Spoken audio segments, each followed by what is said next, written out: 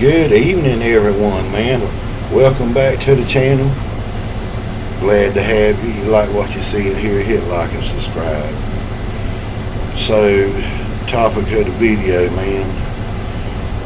I appreciate you joining me with this next episode. Today I watched a movie on the Roku channel, Back to Neverland. And it was a kind of biography on Michael Jackson, how he was living after the trial he went through, which to me everybody has their own opinion. I thought the whole thing was bogus anyway, people out for money, because when I compared his trial to the Harvey Weinstein trial, man, you could tell, being in police work for over 30 years, one's just based off of allegations with no evidence, and the other one is full of evidence, allegations, circumstantial evidence, and physical evidence, and all of that stuff. But Michael Jackson, man, I tell you, what a rough life. I mean, he was the biggest pop star of my generation. Didn't have much of a childhood. His dad started on them when they were very young to be perfect. Use a lot of perfection in performing and dancing and singing and doing all that stuff. But not just get stuck on Michael, but the idea of the guy was telling on the movie. He worked security. Him and his friend were personal security guards for Michael Jackson. Okay, and so I'm kind of familiar with that. When you're working with a high-profile dignitary or high-profile person, a lot of times you have to sign a NDA, which is non-disclosure. You won't talk about their personal life and professional life, and so I understand a little bit being involved in providing private security. And one thing you really understand is you get to understand, man, and get to know these people, and they're just normal people like you and me, with the fact that they had the profile of being a superstar and a big bank account, which is mainly the target. That's what people after, quick money. I think they went after him because they figured he would settle out of court, but he decided he would fight it. They want that fast check, make an allegation, to put your name out there in the media like bad press or something. And when you're a celebrity, you don't want none of that at all. But these days and times with AI, and you got a news feed coming up with some singer saying some kind of thing about politics or whatever, and then the next week it's a different celebrity with that same write-up. That's AI fakery. I don't know how they're going to deal with that now. You got AI putting stuff out there using your name and likeness, and there's not nothing you can do about it. But people like that, when you work in security, everything's a task. Because first of all, you got paparazzi out there chasing them down, trying to take pictures of them and all that stuff.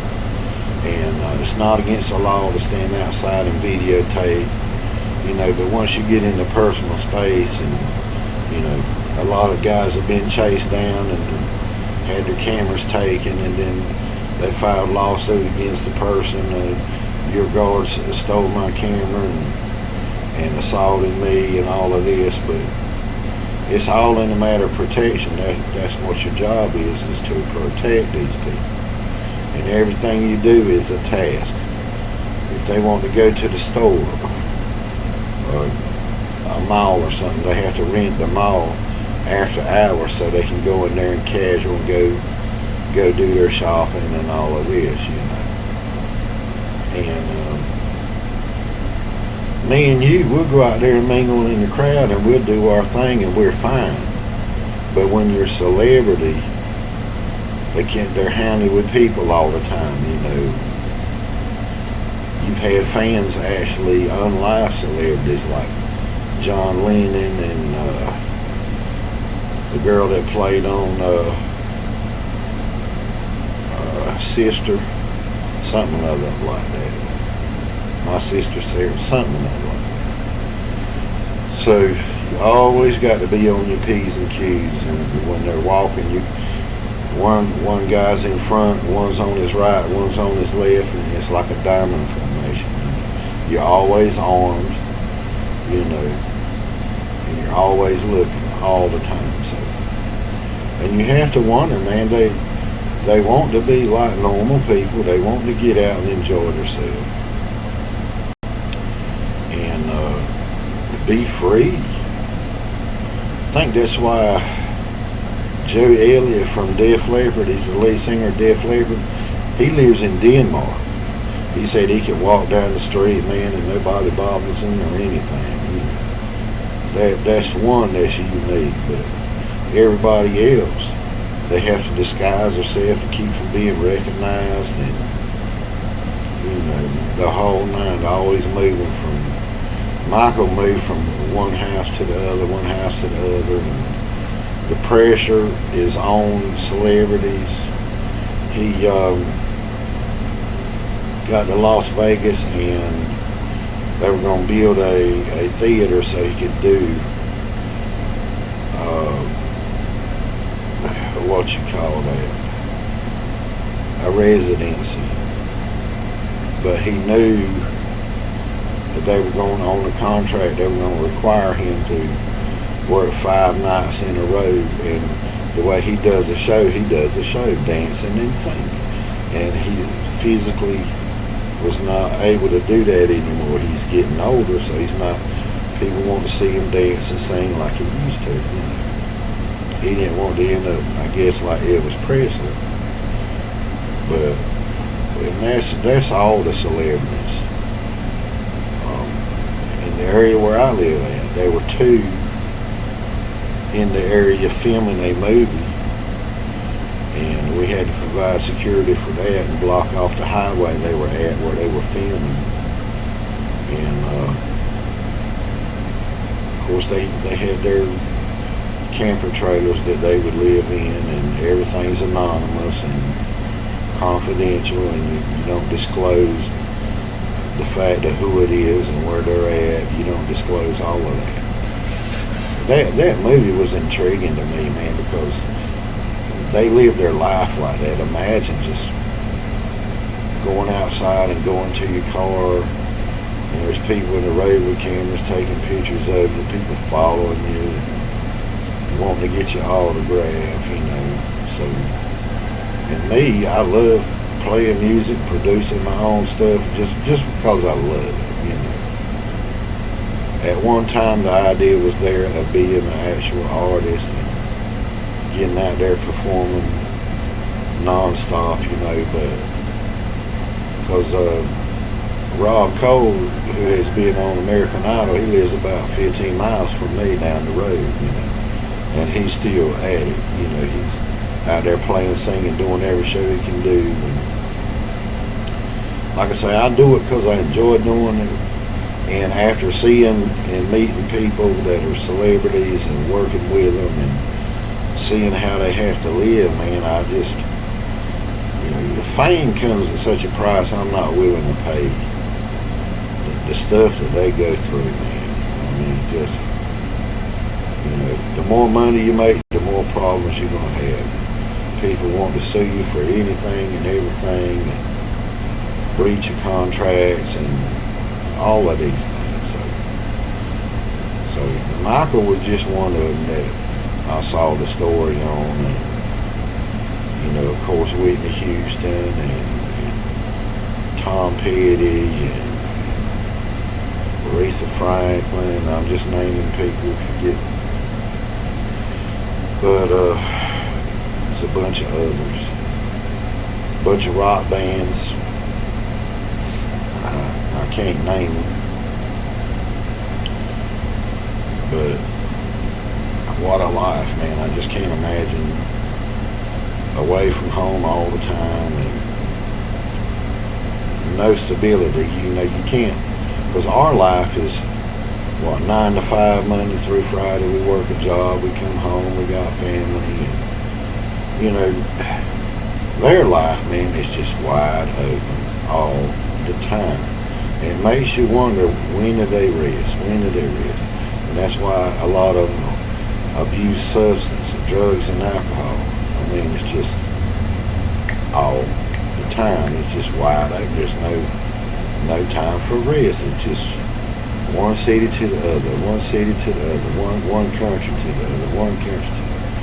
And then when you a star as big as Michael Jackson or Whitney Houston or Elvis Presley, when you just imagine the pressures that they have to go through. And then the security people that work for them, that have to go ahead of them and prepare places that are confidential, and disguises that you dress them up as, body doubles, impersonators that are put in place to distract the crowds so you can get your VIP to somewhere else, So, and most of the guys, man, they're either like me, they're a wrestler or they're martial art experts, And you got to take the punch, the knife, or whatever's coming at him or her. That's your job. You got to be able to handle it. So I wanted to put that out there. I know it don't have nothing to do with retirement, but it's just a part of my life I wanted to share. And of course, I've had being security detail on people that were ex-presidents or presidents to be, and other politicians, people from other countries that were prime ministers and stuff like that. So, I mean, the list goes on and on, but like I say, you always sign that NDA because you don't want nobody knowing. But I wanted to share that with some of my viewers, some of my partners in law enforcement. They work those kind of details too. Some more than others, but it's just, I'm telling you, it's tough, man. They live a tough life. Country singers, TV stars, movie stars, the whole nine. But if you work security for them and you get a chance to get in their inner circle, you'll see they just as simple as you are. And a lot of them say, man, I wish I'd never done this stuff. And I'd always ask why, and I said, just wish I'd never done it. Because you got pressure from the record label, pressure from the manager, the road managers, your attorneys, your publicists. They're the ones that have to go out there and keep you in public all the time. The whole list goes on and on. So you never get a chance to stop and really enjoy anything unless you're on the stage. So, but hey, y'all have a good one, man.